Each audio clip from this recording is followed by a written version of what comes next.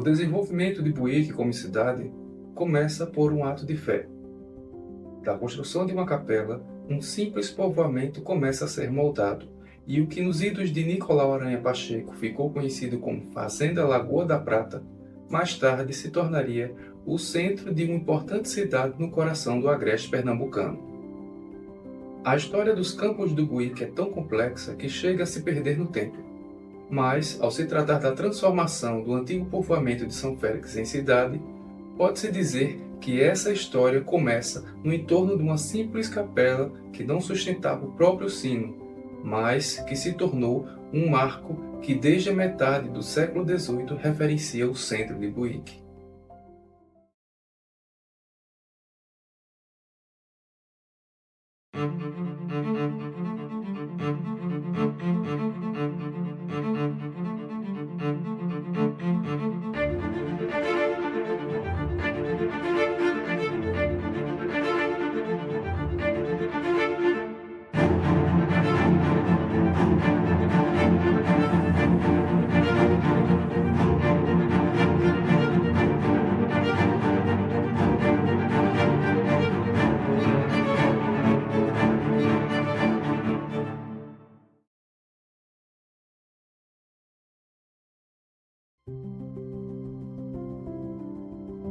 Imagine uma vasta extensão campestre de solo fértil, alternando entre partes semiáridas de grande riqueza natural. Lugar onde o sol aquece a terra e a brisa fria, apesar do sol intenso, passeia livremente pelos confins de um horizonte azulado. Foi nesse recanto remoto do agreste pernambucano, onde ainda reina a caatinga e os brejos de altitude, que Félix Paz de Azevedo e seu irmão Nicásio Pereira Falcão tornaram-se proprietários de uma grande fazenda. A propriedade, que por Maria pertenceu a Nicolau Aranha Pacheco, foi passada por herança ao tenente Pedro Aranha Pacheco, que deixara as terras para sua esposa, Maria de Matos da Costa.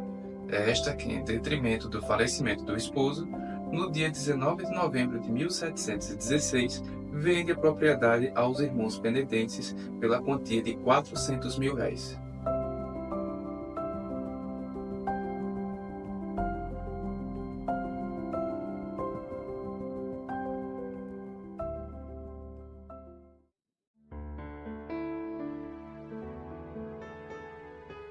A devoção a São Félix de Cantalice começou a partir de Félix Paz de Azevedo.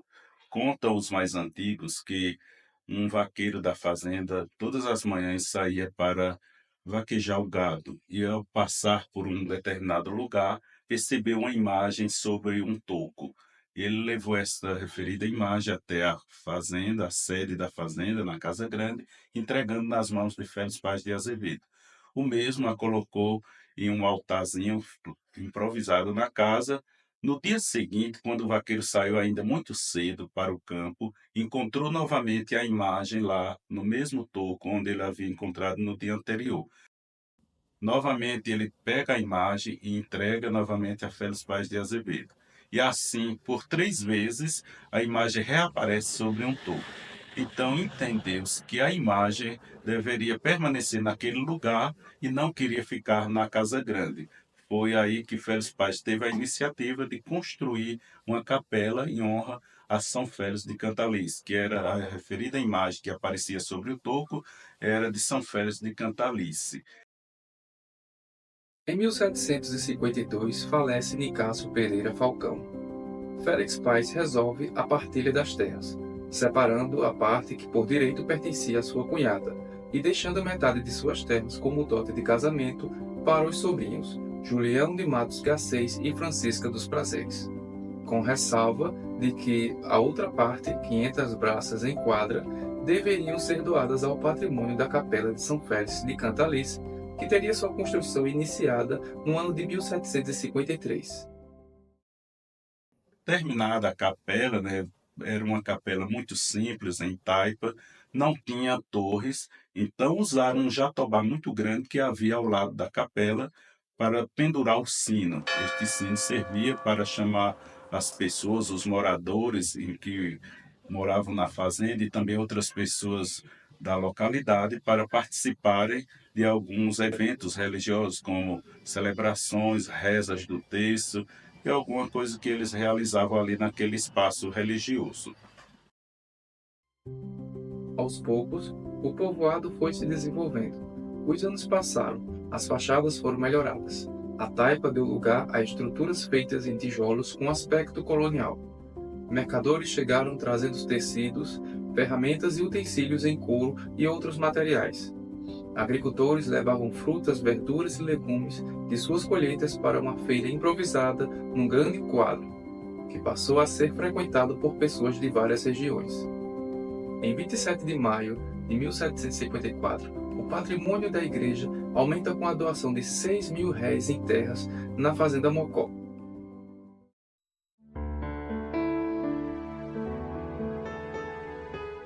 Em 1792, a humilde capela de São Félix de Cantalice, ela se torna matriz, né, desfiliando-se assim da matriz de Santo Antônio de Garanhuns. Foi criada a paróquia de São Félix de Cantalice neste ano por Dom Frei Diogo de Jesus Jardim, que era o bispo de Olinda.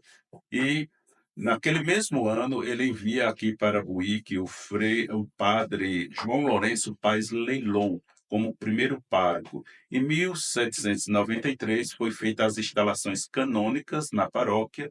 Em 1795 foi que, por meio de um alvará régio, né, expedido pela rainha Dona Maria I de Portugal, a paróquia pôde passar a registrar batizados, casamentos e outras coisas mais. Até então, só apenas as missas eram celebradas até a chegada do alvará, dando permissão para as celebrações ocorrerem normalmente, os casamentos e batizados na paróquia. Após este período, né, da construção da capela até chegar a ser elevada à paróquia, né, então ficou o padre João Lourenço, né, dando essa assistência aqui.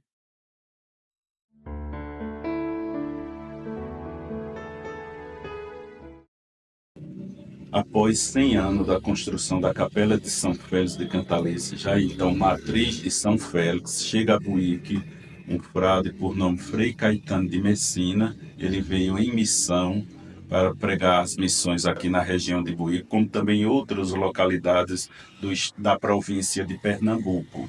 E ele chegando aqui encontrou a matriz de São Félix já em um estado de ruína. Foi aí que ele teve a ideia de convocar a população, né, para em mutirão erguer uma nova igreja matriz dedicada a São Félix de Cantalice. E foram convocadas as famílias de todo o território de Buíque, né, para esta construção. As telhas, tijolos, né, eram construídos na lagoa e eram levados na cabeça pelas pessoas até o local onde hoje se encontra a matriz de São Félix de Cantalice. Frei Caetano de Messina era na época mestre missionário apostólico capuchinho, delegado extraordinário do bispado e também prefeito da Penha. Ao lado do frei estiveram presentes o então vigário da freguesia José Teixeira de Melo e o padre secretário da visita José Antônio dos Santos Lessa. O frei Caetano de Messina benzeu a pedra angular, depositando-a em cova, diante da porta da velha matriz que se encontrava em estado de ruína. E, juntamente com a pedra, enterrou várias pontas de faca, pistolas e balas de clavinotes, arrecadadas após promover a primeira campanha de desarmamento realizada em Buíque. O meu trisavô, Francisco Gurgel, veio participar também desse mutirão de construção da Igreja Matriz de São Félix, trazendo seus filhos. Uma das exigências de Frei Caetano era que as pessoas que fossem trabalhar na construção, sobretudo no mutirão, deveriam ser homens livres, né? Não queriam pessoas escravizadas. Apesar dele ter escravos, não trouxe nenhum dos seus escravos para trabalhar na construção. Apenas ele e os seus filhos vieram dar sua contribuição. Também eles partilhavam um pouco daquilo que produziam na fazenda, traziam queijos, né, para na hora das refeições ser partilhado com as pessoas, cada um de acordo com aquilo que produziam, traziam e colocavam em comum na hora das refeições.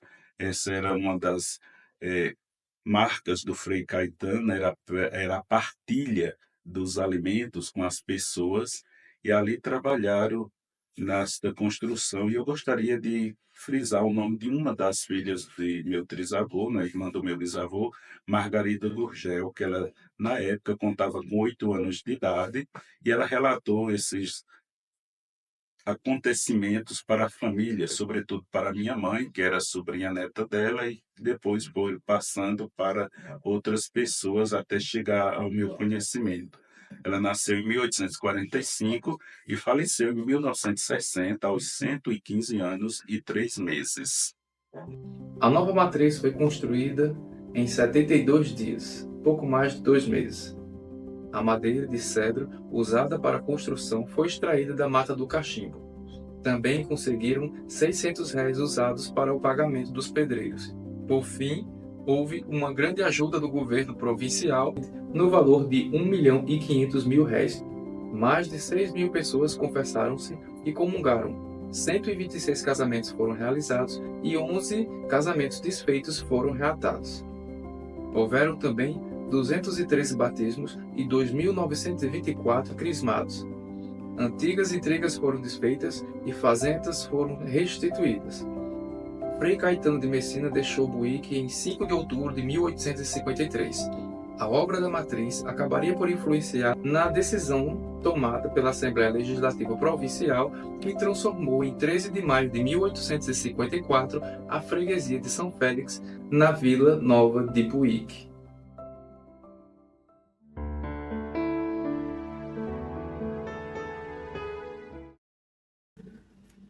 Quando o Frei Caetano terminou a construção da matriz, ele procurou pessoas, né, que se candidatassem para subir até o topo da igreja e colocar a cruz, né? Não havia torre, mas havia um lugar preparado para colocar a cruz. Muitas pessoas não se candidataram por achar uma construção alta e tinham medo, né, da altura.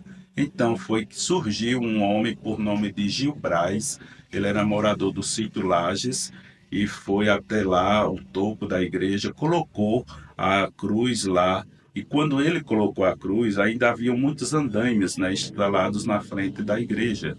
E ele foi voltando, desequilibrou-se, né? Eu acho que no primeiro ou segundo andame, conta as pessoas que estavam ali presentes, que ele foi caindo e o Frei Caetano apenas ajoelhou-se, elevou as mãos aos céus e ficou em uma atitude de prece, né, aos céus pedindo por ele, né? E quando ele terminou de cair no último andame, que foram ver se ele estava morto, perceberam que ele não tinha ferido nenhum ferimento, nem tinha quebrado sequer uma unha. Então, esse fato foi visto como pelas pessoas daquela época como um milagre atribuído à prece, à intercessão do Frei Caetano, o qual era visto pelo povo também daqui da localidade como um frade santo. E ele disse que ali haviam 3 portas na igreja, mas haveria de chegar um tempo em que aquelas portas seriam fechadas e só ficaria apenas a porta principal.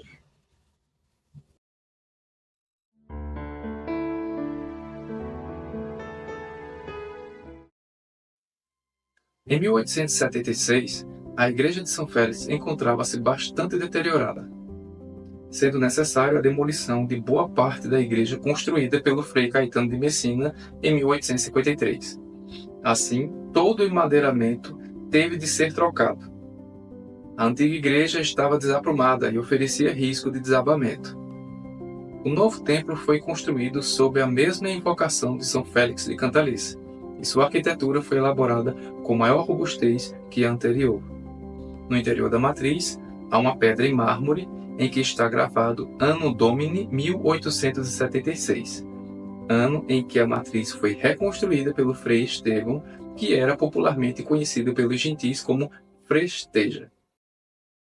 Para registrar a passagem do Frei Estevão Maria de Hungria aqui em Buíque, na época que ele realizou a reforma e alguns reparos na matriz de São Félix, ficou cravada na parede lateral da matriz, do lado esquerdo de quem entra, uma pedra em mármore, escrita em latim Anno Domini, que quer dizer ano do Senhor, e os algarismos romanos 1876.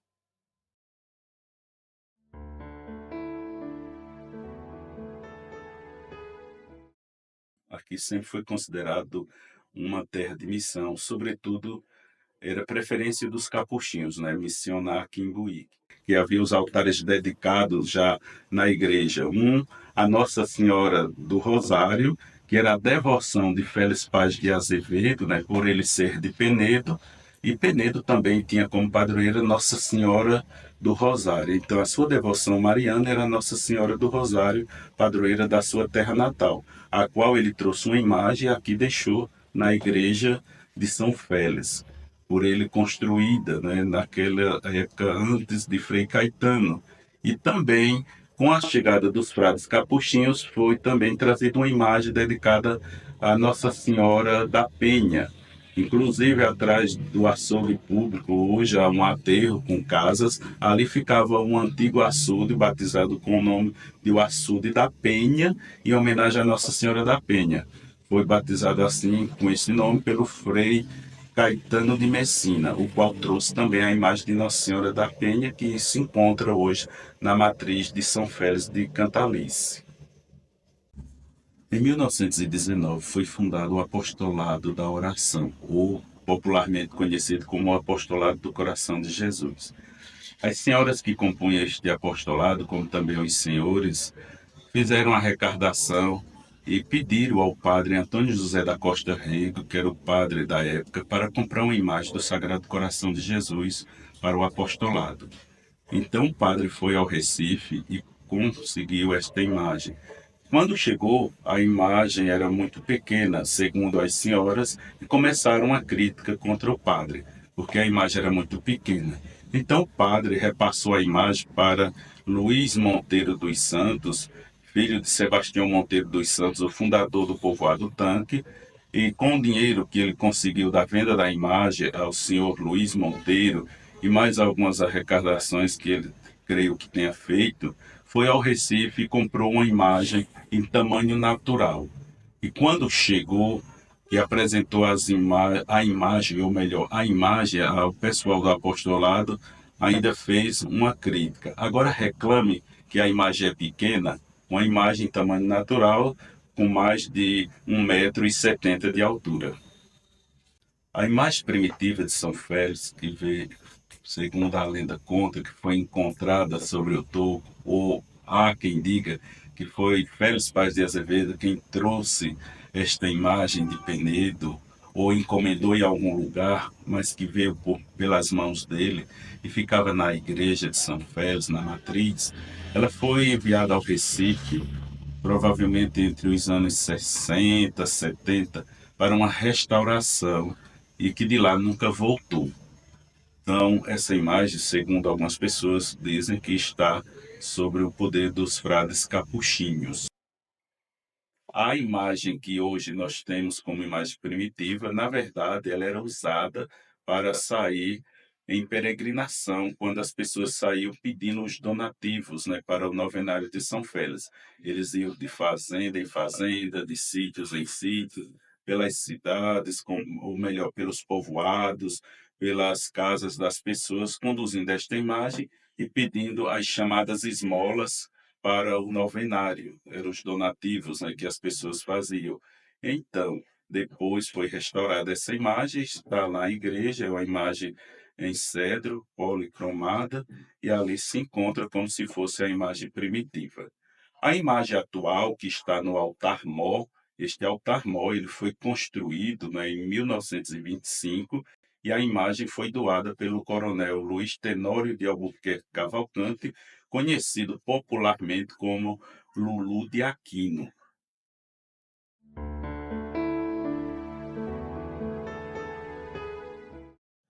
Entre os padres que passaram aqui em Buíque, um padre que marcou história foi o padre João Inácio de Albuquerque, né? O famoso vigário João Inácio, né?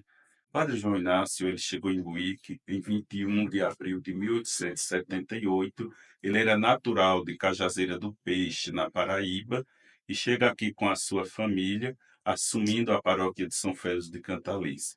Aqui também o padre João Inácio, ele fundou um partido político e também chegou a ser o primeiro prefeito no período da República aqui em Buíque.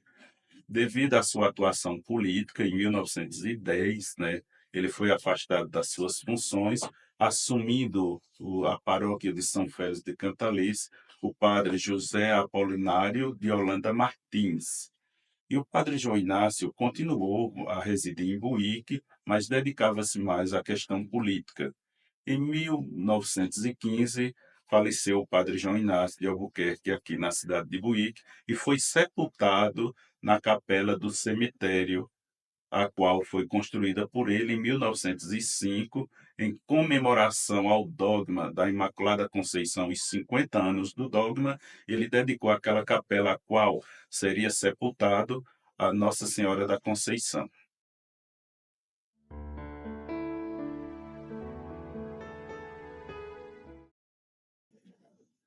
Eu gostaria de fazer uma memória a um padre que passou aqui em nossa paróquia, que foi o padre José Kerle. Era um padre alemão e que veio ao Brasil em 1909, aqui se instalou e tivemos a graça de tê-lo como pároco de Buíque. Ele assumiu a paróquia de São Félix de Cantalice no dia 19 de maio de 1947, ficando até 12 de dezembro de 1969, quando ele atingiu a idade canônica de 75 anos e que não poderia mais administrar a paróquia, mas permaneceu aqui residindo em Buíque, pois ele tinha uma casa de residência e uma capela dedicada a Nossa Senhora das Graças, a qual ele expressou o desejo que após a sua morte ele fosse sepultado nesta referida capela. E em 6 de agosto de 1978, o padre José faleceu na madrugada deste dia 6 aqui em Buíque e foi sepultado na capela de Nossa Senhora das Graças, onde se encontram os seus restos mortais. Há um poço, né, que segundo relatava o próprio padre, que foi cavado a pedido de Nossa Senhora em uma das aparições, que ele deveria cavar esse poço ali, e ainda hoje permanece o poço ativo, né? As pessoas pegam água ali, e as irmãs que ali residem na casa que era do padre, elas também fazem uso desta água, água potável, tanto para beber como também para as suas plantações.